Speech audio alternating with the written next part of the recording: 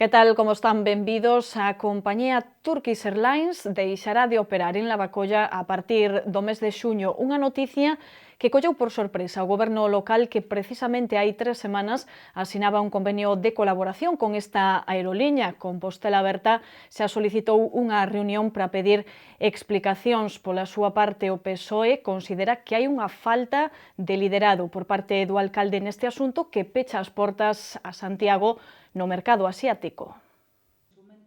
Hai agora 3 semanas, Turkish Airlines e o Concello asinaban un convenio de colaboración para promocionar o destino Santiago nos países asiáticos que a compañía enlazaba con Lavacolla vía Estambul. E por iso que foi máis sorpresiva se cabe a noticia que coñecíamos hoxe, a decisión da aeroliña de deixar de operar no noso aeroporto a partir do verán e trasladar as súas conexións á terminal de Sacarneiro en Porto. Dende o Concello recoñecen que non houbo comunicación oficial por parte de Turkish, aínda que botan as culpas á Xunta pola falta de coordinación aeroportuaria. Agardamos reunirnos nos vindeiros días coa compañía e tamén pedir explicacións por isto, non? Pero reitero que en ningún caso coñecíamos esta decisión, non? Que lamentamos e que sinalamos, como non podía ser menos, un responsable, claro, que en este caso ten que ver coa propia Xunta de Galicia, non? Obxectivamente, Turkish movía poucos pasaxeiros en Lavacolla, 13.000 no ano 2015, e xa o ano pasado decidiu reducir frecuencias deixando en só 3 voos semanais a conexión entre Estambul e Santiago. Non entanto, o voceiro do PSOE cree que detrás da decisión da aeroliña hai unha falta de liderado do alcalde. Non o sabía realmente. Porque isto que está a amosar, pero clarísimamente, é unha falta de liderado. Unha falta de liderazgo porque non solamente falamos de Turkish Airlines. Que pasa cos destinos que se perderon xa no verán do 2015 de Düsseldorf e de Múnich? A política aeroportuaria do goberno local de Compostela Aberta está dirixida a renegociar a baixa os convenios asinados cas compañías aéreas. Ben é certo que os acordos con Turkish nunca supuxeron subvencionar liñas, senón promocionar o destino nos países de orixe. E un día antes de que se celebre a Comisión Informativa de Facenda para debater sobre os orzamentos, un paso previo ao pleno que se celebrará previsiblemente na semana que ven, intensifícanse as críticas por parte dos partidos da oposición. O PSOE di que lle recorda a actuación de Martiño Noriega a épocas de Conde Roa, mentres o alcalde considera que non está a coaccionar a ninguén cando fala de someter eses orzamentos a unha cuestión de confianza. O igual que onte o fixo o PP, o PSOE hoxe denunciou o incumprimento do goberno local sobre o acordo plenario que poñía de prazo 5 días entre a entrega da documentación e a celebración da Comisión Informativa de Facenda. En canto ás ameazas por parte de Compostela Aberta sobre someter as contas a unha cuestión de confianza, Paco Reyes preguntase se é que a oposición non ten dereito a presentar enmendas. Esa ameaza, hai que decirlo así, a convocatoria ou a vinculación dos orzamentos a unha moción de confianza, porque entende que non se lle poden desnaturalizar os orzamentos. Pois o que hai que decirlle que diga claramente se o que quere decir é que ele entende que a oposición non ten dereito, como marca así a lei, a presentar as súas enmendas a un orzamento.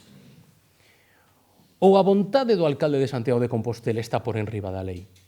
Ou a vontade do alcalde de Santiago de Compostela está por enriba da representación que supoñen 3 grupos municipais, como son o Partido Popular, o Partido Socialista e o Bloque Nacionalista Galego. Reyes explicou que o seu grupo está preparando unha batería de emendas, aínda que non concretou o número. O alcalde confirmou que estudarán as propostas e nega, tirando de retranca, que estea a chantaxear a oposición ca súa postura.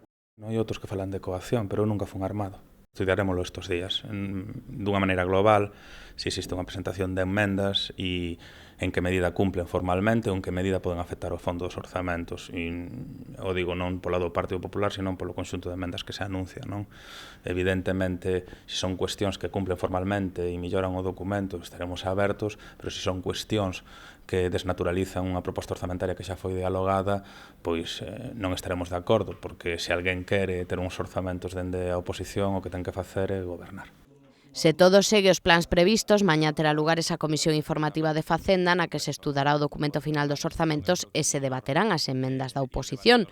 Xa no martes da semana que ven tería lugar o pleno de aprobación dos presupostos. O alcalde reservou o vindeiro venres para celebrar outra sesión por se fora necesario someter as contas a unha cuestión de confianza. Pois de cheo nos orzamentos atópase a concelleira de Economía e Facenda, pero a marxe dese asunto, María Rozas presentou esta mañá o plan de control tributario que mañá se aprobará na Xunta de Goberno. Serán varios os impostos obxecto de inspección por parte do Concello, que prevé recadar 2 millóns de euros. O Goberno local aprobará mañá na Xunta de Goberno un plan de control tributario para loitar contra a fraude fiscal en Santiago. Segundo explicou a concelleira de Economía e Facenda, a idea é tamén que isto supoña unha medida de igualdade, de maneira que todos os veciños paguen os seus impostos da mesma forma. Compostela Aberta prevé recadar preto de 2 millóns de euros, na mesma liña doutros anos, a excepción do pasado 2015, cando as arcas municipais recibiron pouco máis de medio millón. O Goberno incluirá varios impostos na súa inspección.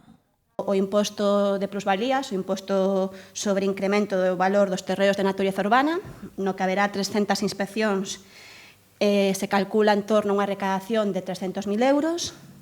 O imposto de construcións, con 60 inspeccións e unha estimación de ingresos duns 450.000 euros e 750.000 por vía de licencias urbanísticas. Por primeira vez en moitos anos tamén incluímos dentro do plan de control tributario a inspección no imposto do IAE, no imposto de actividades económicas, que leva sen facerse ningún tipo de inspección en este imposto en Santiago dende o ano 2006, o incluímos este ano cunha inspección a 70 contribuintes e cunha previsión de recadar en torno a 300.000 euros. Tamén se inclúe na inspección as taxas sobre ocupación da vía pública, é dicir, os vados, as marquesiñas ou os caixeiros, por exemplo. Por certo que, ademais, a Dirección Xeral do Catastro tamén fará a súa inspección sobre os inmobles que non foran dados de alta ou sobre os que non se notificou calquera modificación. Neste sentido, María Rozas aclarou que non é competencia do Concello avisar aos veciños, aínda que cando os seus propios servizos detectan algunha irregularidade, si mandan unha notificación actuando de oficio. E seguimos a falar hoxe da estación intermodal despois de que a conselleira de Infraestructuras volvera a dar un toque de atención ao goberno local para que se pronuncie sobre o convenio que xa lle enviou no mes de novembro. E que a intención da Xunta é asinar o novo acordo este mesmo mes para poder adxudicar tamén en marzo o proxecto para a estación de autobuses. Non en tanto, os prazos poderían retrasarse se non se asina o convenio. Dende o Concello botan as culpas á Adif, que aseguran está a poñer prezo aos terreos necesarios para construir precisamente a estación de autobuses. Hoxe mesmo o concelleiro de Espazos Cidadáns estivo en Madrid para reunirse con directivos de Fomento e Adif e desbloquear a situación. Martiño Noriega pide á Xunta que sume forzas co Concello para presionar a Adif, mentres que o PSOE lamenta que Compostela Aberta estea a abrazar o proxecto do PP para a intermodal. O problema co que se atopa o alcalde neste momento, xa o teño comentado noutra ocasión, é que, claro, el vendeu unha cousa durante a campaña electoral, exactamente igual que co tema de empoderar o pleno, e cando chega ao goberno, o primeiro que fai é abrazar e facer seus os proxectos cutres, permitideme a palabra, do Partido Popular. E agora está a pagar as consecuencias de esa mudanza de posición que ninguén entendeu porque ele, entre outras cousas, nunca explicou. Levamos semanas demandando e a colaboración da Xunta nese proceso de negociación. A Xunta parece máis interesada en provocar un conflito institucional co Concello de Santiago cando sabe que por parte do Concello de Santiago non hai problema que de axudar nese proceso. Os seus motivos terá, xa se lle escribiu unha carta á conselleira de queixa por determinadas actuacións nas últimas semanas, pero, parece máis interesada en provocar conflictividade institucional que en axudar ao Concello de Santiago a negociar a mellor intermodal para Santiago. E máis cousas, o albergue de Xoán 23 segue a reclamar máis implicación das administracións públicas para dar unha solución integral aos máis desfavorecidos. Así llo fixo saber o seu director, Francisco Castro, o alcalde e a concelleira de Políticas Sociais na visita que realizaron hoxe ás instalacións dos franciscanos. A concelleira de Políticas Sociais segue a visitar as distintas asociacións asistenciais da cidade e hoxe, acompañada polo alcalde, achegouse ao albergue de Xoán 23. En funcionamento dende 1971, as instalacións dos franciscanos levan anos sufrindo un déficit de prazas que non se dá solucionado, di o director, pola lentitude da burocracia. E por iso que Francisco Castro non se cansa de pedir unha maior implicación das administracións públicas. Fago unha chamada ás entidades públicas para que a nivel administrativo, a nivel burocrático, tratándose sempre deste tipo de actividade que, ao fin e ao cabo, é de atención a persoas febles da sociedade, pois que se faciliten as cousas. O das prazas, agora temos unha dificultade, porque habería que facer algunha obra de modificación polo tema da ratio, tantas camas por metros cadrados. As prazas, en realidad, non son 25, son todavía menos. Pero xa digo, a vontade está en tratar de ir mellorando en este sentido, se podemos dispoñer de máis prazas nun futuro próximo, pues redundaría no ben das persoas usuarias. O albergue acolleu a 500 persoas o ano pasado, unha cifra que non baixa nos últimos anos. Ademais, ofrece outros servizos asistenciais de hixiene, de axuda para necesidades básicas e de formación. A isto hai que sumar que agora ten nas súas instalacións o servizo da cociña económica, cuxo local se atopa en obras. A partida que o Concello adica ao albergue baixará en 2016 de 75.000 a 60.000 euros, segundo a concelleira, porque estase a traballar nun plan integral de atención a persoas sen fogar.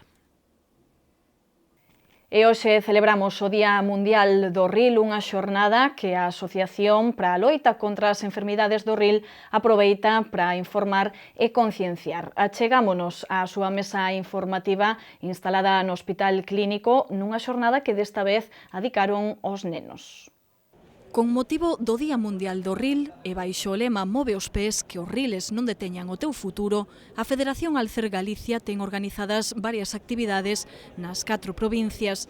En Santiago, no Hospital Clínico, colocouse esta mañá un stand no que participaron varios estudantes de enfermería e no que fixeron medicións de glicosa e de tensión arterial. Esta iniciativa vai adicada este ano aos nenos. Cando Alcer nace no ano 76, únicamente unha de cada 9 persoas tiñan acceso non a un tratamento renal sustitutivo. Neste momento non é esa realidade contra que nos atopamos. Hoxe en día as persoas no Estado español temos acceso a un tratamento renal sustitutivo. Este ano o Día Mundial do Ril está dedicado aos nenos e as nenas que son pacientes pediátricos non con enfermidade renal. Porque entendemos que teñen un impacto sobre o seu proxecto de vida moi distinto do que pode ter unha persoa maior. O obxectivo das actividades que levan xa desenvolvendo toda a semana por Galicia é sensibilizar sobre a prevención da enfermidade renal crónica nos máis novos. Con este motivo, esta noite iluminarase a Torre de Hércules na Coruña.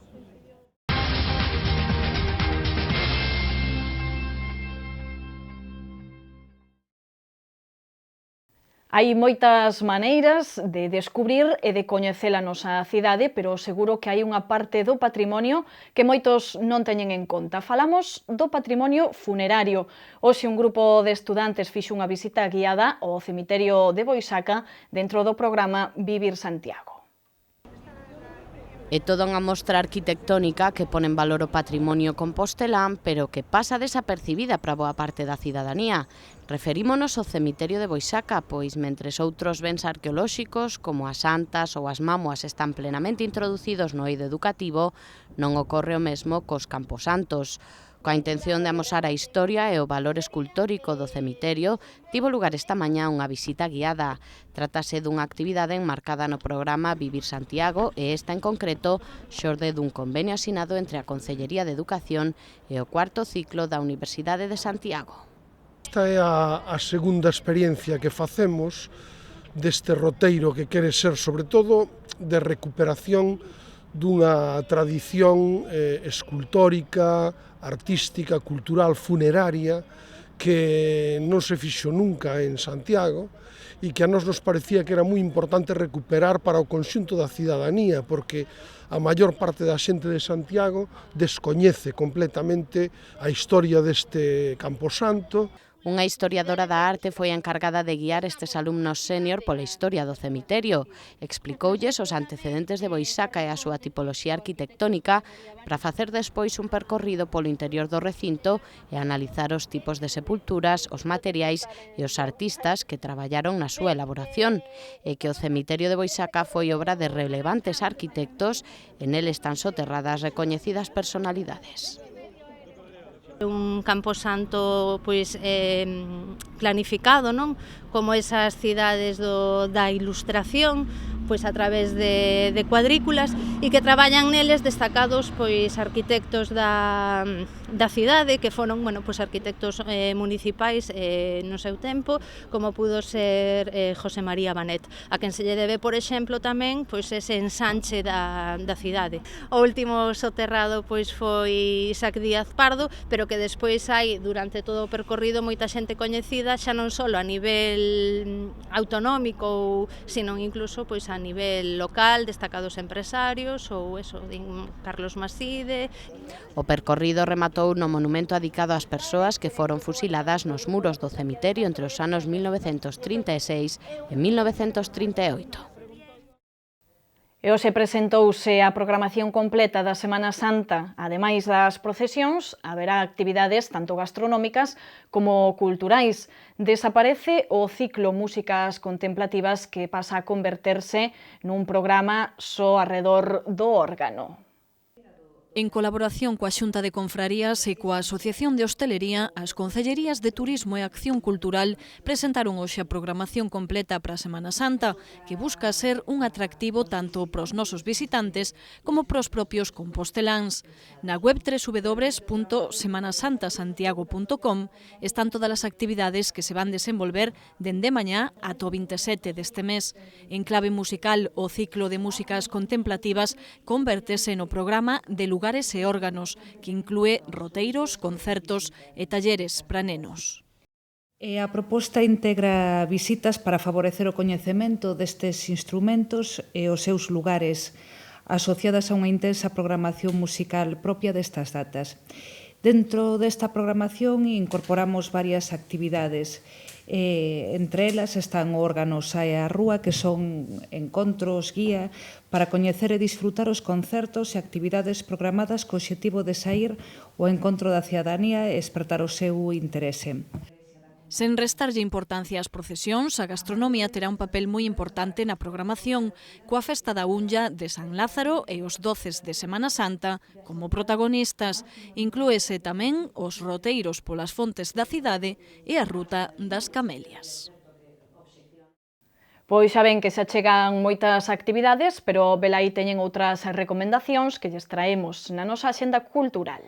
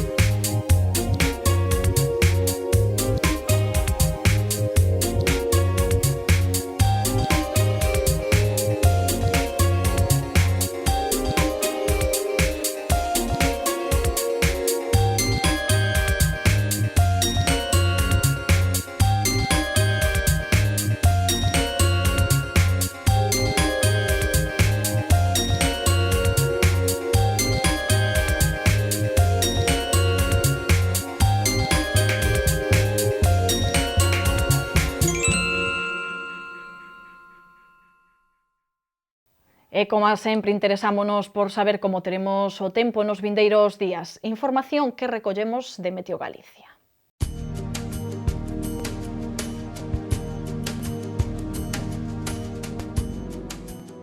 Mañá venres agárdanse ceos anubrados pola mañá con máis nubes no terzo norte, onde se rexistrará algún orballo. Xa cara á tarde os ceos quedarán despexados en xeral. As temperaturas mínimas descenderán, mentres que as máximas van subir na metade sur. O sábado teremos unha xornada de tempo seco e soleado, con todo aínda entrarán nubes de tipo alto, as temperaturas mínimas van descender lixeiramente e as máximas subirán. O vento soprará frouxo do nordés, con intervalos de moderado no litoral.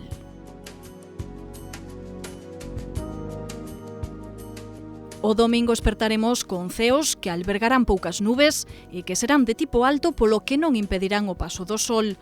As temperaturas van subir lixeiramente e os ventos soprarán do nordés moderados, con intervalos fortes no litoral norte e frouxos no resto.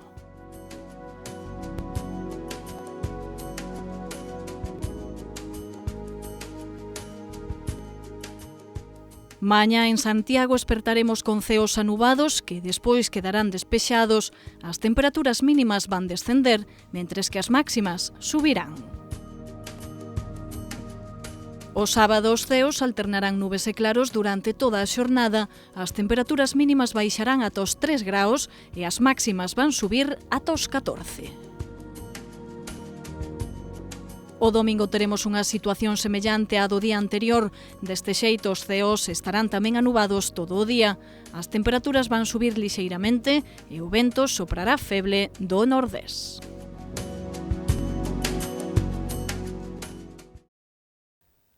Ata aquí chega o noso repaso desta xornada de xoves. A continuación seguimos a falar no preguntoiro. Seguiremos co tema dos orzamentos porque nos acompaña precisamente a concelleira de Economía e Facenda. Con María Rozas volvemos. Graciñas por atendernos.